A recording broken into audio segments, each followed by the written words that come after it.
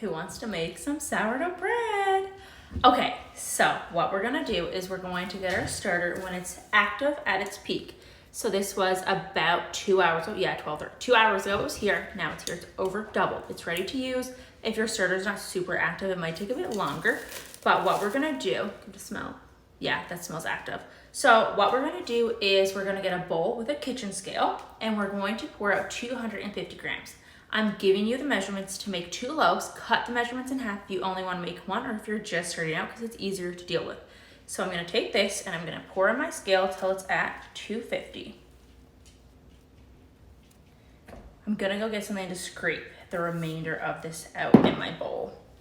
So you want to get your scale to 250 grams of active starter. Now what I'm going to do is I'm going to get 700 grams of warm water. I want it to be a bit warm to jumpstart the process, speed it up a little, but I don't want it to be hot because we will kill our yeast and we don't want to do that. So I'm gonna go get that water now. And I zeroed out my scale so I can measure it, right? It's warm, but it's not hot, so I'm gonna pour it in now. Get some more. Okay, back for round 2. And take my bread whisk. If you don't have one, you can use a fork. And you're just gonna stir it up. Going to see floating chunks on top. That's normal because your starter's active, as long as it's like a milky consistency. So I'll show you now. Do you see? I did make a mess on the side of the bowl, which is not nice. But you can see how it's like a milky consistency. We're gonna put this aside and we're gonna move on to our salt. Okay, so I zeroed out my scale and I got my salt of choice. I would recommend, if you're gonna make a lot, maybe use table salt because it's cheaper, but I've been using pink Himalayan. But you use a lot of salt, so I do go through a lot of it, not gonna lie. 25 grams. It seems like a lot, but your bread will be garbage without it. So put the salt in and measure it. A lot of salt. 25. Okay. Now take your whisk again and just give it a little mix in. And then we're gonna go in with 1,000 grams of bread flour. Any unbleached flour is fine. I prefer bread flour. If you're only doing 1 loaf, remember it would only be 500 grams. So let's get that in. Here's my big thing of flour. I go through so much of it. Buy it at Costco if you can, because if you're gonna get into it, you're gonna use a lot. I'm just gonna take this, I'm gonna pour it in until I see 1,000. Literally just enough flour. Now we're gonna get our bread whisk again, and I'm going to mix it in. Honestly, if you are okay with mixing with your hands, it's a lot better. I hate the sticky feeling though, but maybe I'm gonna put gloves on and try it. It's definitely a workout. You want to get it all super incorporated. See, we just want to get it really mixed in, okay? Okay guys, so I put on a pair of food gloves and I like really mixed it in because the last thing we want is to cut into our bread and see any chunks of flour. You really want to get mixed. It will look like a shaggy dough like this, okay? So if you're looking at it and it looks weird, it's normal, like it's supposed to look like a shaggy dough. So then take a clean kitchen towel, this little cute one, and I'm going to cover up my bowl like this. And I'm just gonna let it rest on the counter. I do anywhere between 30 minutes to an hour. I have to run to Staples because my printer for my shipping labels broke and I have to send out some dehydrated starters, so I have to go all the way to Staples. So I'll see you guys back in an hour and then we're gonna get on to our stretch and folds. So see you then. Hi, I'm back. It's been a little over an hour and I'm going to see what my dough looks like. So, perfect. Your dough is gonna change a lot throughout this process. So the next step is you had it resting for anywhere from 30 minutes to an hour. We're gonna do 4 sets of stretch and folds. The whole purpose of this is to build the gluten strands in the dough. We do not wanna skip this part. It's very important. Literally feel and see your bread dough change as we repeat these steps. So you can do it every 20 to 30 minutes. If I'm in a rush, I usually do I'm not gonna lie, I usually do it every 20 minutes. Everyone recommends every 30. I always do it every 20 to speed it up, and I've never had an issue. I'm gonna turn the camera around and I'm gonna demonstrate how you do it. And we're gonna do this 4 times, so make sure to keep track and put a timer on for 20 to 30 minutes in between. Let's get to it. I'm ordering a better tripod after this because this tripod sucks. So anyways, my hand is wet and I just find it prevents it from sticking. Hopefully you can see, but what you're gonna do, you know what? I'm gonna hold the camera. You're gonna take one hand and you're gonna hold your bowl and you're just gonna pull up until it resists and you're gonna fold over.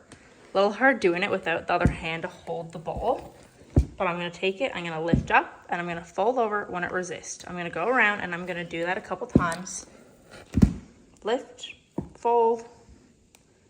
The first time I do it, I usually do it about 6 or 7 times, and then after that, I'll do it about 4 times. So quarter turn your bowl, lift up till it resists, stretch it over.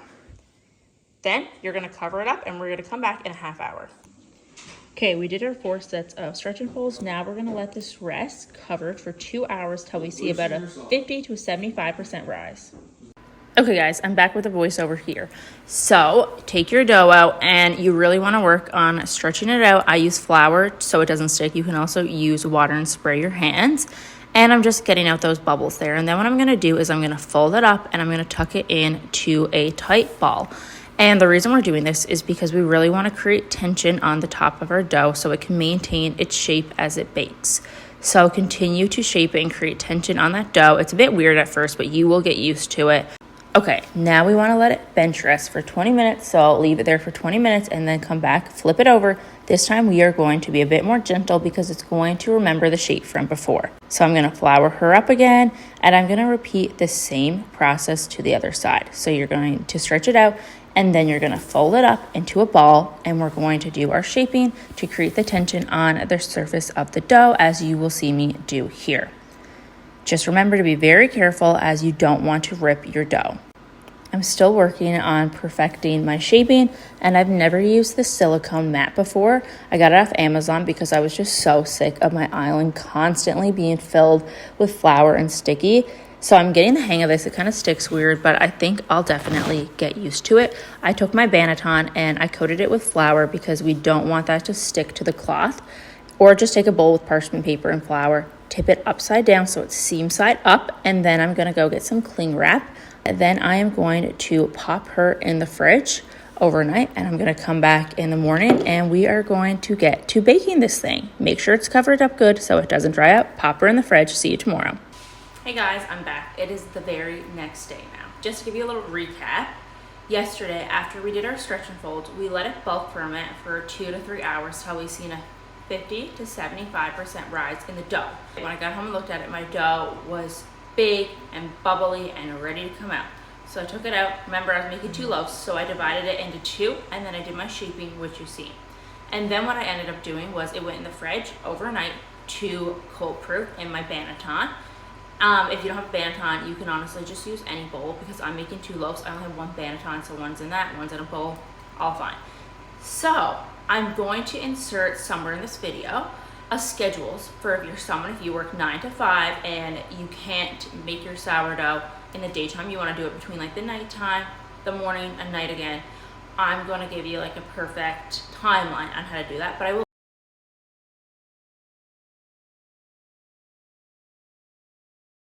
also make a video how to do 8-hour sour bread for those of you who would like to do that. So stay tuned for that. If you have made it this far in the video, comment a little bread emoji below so we know who's serious about making sourdough and who has stayed. I have my Dutch ovens preheating on my oven at 450 for at least 35 minutes. This is super important. If you don't have a Dutch oven, you can get one for like 50 to 60 bucks on Amazon. Honestly, they're great. You don't need to invest a lot of money. So I'm gonna get my bread out of the fridge now and show you the next step. Okay, here's our loaf from the fridge. And we know it's ready because if I put like a dent in it, it springs back really slow, but it still leaves that dent. So she is ready. So what we're gonna do is we are going to get her out of that banneton. I do have a bread sling that I use, but parchment paper is just fine. If you don't have one, totally fine. And then we're gonna score it. I'll save the fancy scoring designs for another video, and I'll just put a little slit in it now to do its thing. So let's get going on that. So I'm just going to take my bread sling, and then I'm just going to get it out. So I'm going to flip her over. And I always flour my banneton so it comes out very easily. See, it's not sticking, which is what we want. If I was going to do a fancy design, I would flour her up and then I would carve out my design. I'm not going to bother today with that. I'm going to do a slit right here.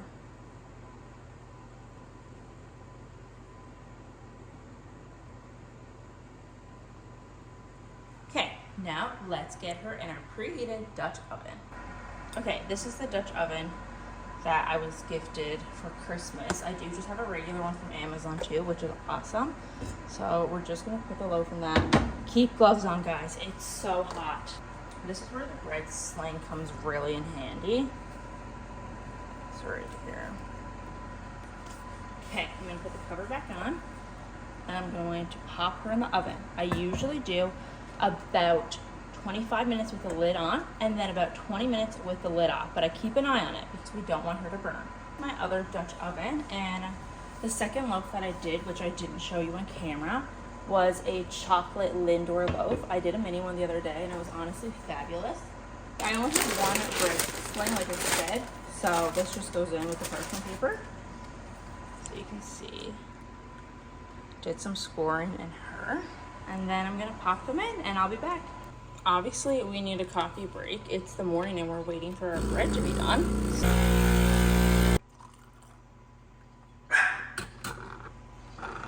Cheers. Okay guys, it's been 25 minutes. So I'm gonna take it out and take the top off so I can show you what it looks like. Okay. You can see she is puffed right up, and then the other one. Okay, yeah, she's looking great. Now I'm gonna put them back in the oven for 20 minutes and I'll be back. Okay guys, don't forget to turn off your oven. Okay, I'm going to take it out of my hot Dutch oven. This is why I love the bread sling. And I'm actually gonna show you a trick if you're wondering if it's done or not. Remember, it is really hot, but if you knock on the bottom, it should sound hollow. I just hope you guys can hear this. Sounds like no one's home, which means she is done. I'm still like trying to get used to my new Dutch oven, so the shape of her is a little funky, but let's look at the other one. Okay, here is my chocolate loaf. You can see the design in her. Yeah, she looks a bit better shaped. But now for the hardest part. Okay guys, now the absolute hardest part of sourdough bread, and that is waiting to cut it open. I swear there's nothing harder in this process than the wait. So if you want the inside to be fully set and turn out the best, they say you should wait 1 to 2 hours to cut it. It's so hard, I know. I've cut it early before and I found like it did change the texture a bit. I find if I wait till it's fully cool, it is the absolute best. So I'm gonna go to the gym now. I'm gonna come back in the next hour or two and then we're gonna cut it open and do a crumb shot. So I can't wait to see you then. Hey friends, I am back and these loaves had the opportunity to cool completely. So let's hope they cut great. Before we get to the crumb shot reveal, I just wanted to say, if you, my dog, he smells them. He's like, cut these open. Just wanted to say thank you so much for being here. It would mean the world to me if you would like and subscribe for more sourdough content. I have so many video ideas coming. And if you are wanting to get started on the sourdough journey, I am going to link below my shop for my dehydrated starter, which will be mailed right to your house. So without further ado, let's get into cutting. Okay, are you ready for the grand reveal? Oh my gosh, she looks beautiful. I'm honestly so happy with the inside of the loaf, but honestly, the outside, this is probably my worst ones I've made in a while. So I hope you guys don't think I'm bad at sourdough. But let's cut into the chocolate one. I know I didn't put enough chocolate in it, so I don't know how it's gonna turn out on the inside, but let's find out. Chocolate loaf. Doesn't that look amazing? The Lindor chocolate. Can't wait to eat this. So good. So give this recipe a try and let me know what you think below. I hope to see you again soon. Bye.